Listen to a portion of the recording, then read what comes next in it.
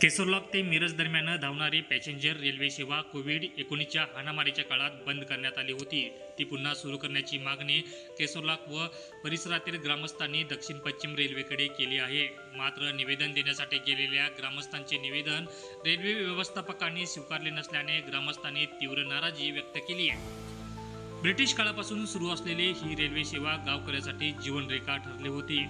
दररोज सकाळी 5:50 केसरलॉकहून सुटणारी गाडी सकाळी 7:50 बेळगाव आणि 11:30 मिरज येथे पोहोचत असे.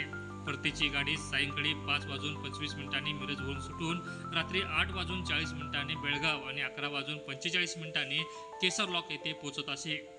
केसरलॉक हे जोडा तालुक्यातील दुर्गम गाव असून येथे योग्य वैद्यकीय सेवा नाहीत. त्यामुळे गावकऱ्यांना उपचार, शिक्षण, बाजारपेठ व इतर गरजासाठी बेळगाव किंवा हुबळी येथे जावे लागते. रेल्वे सेवा बंद झाल्याने विद्यार्थ्यांना, निवृत्त रेल्वे कर्मचारी आणि सर्वसामान्य नागरिकांना त्याचा मोठा फटका बसला आहे.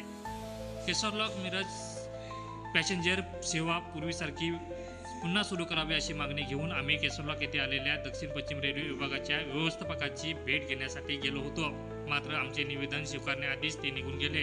हे स्थानिकावर अन्याय करणारे आहे, अशी प्रतिक्रिया केसरलॉक पंचायतीचे अध्यक्ष संतोष रेडकर यांनी दिली आहे.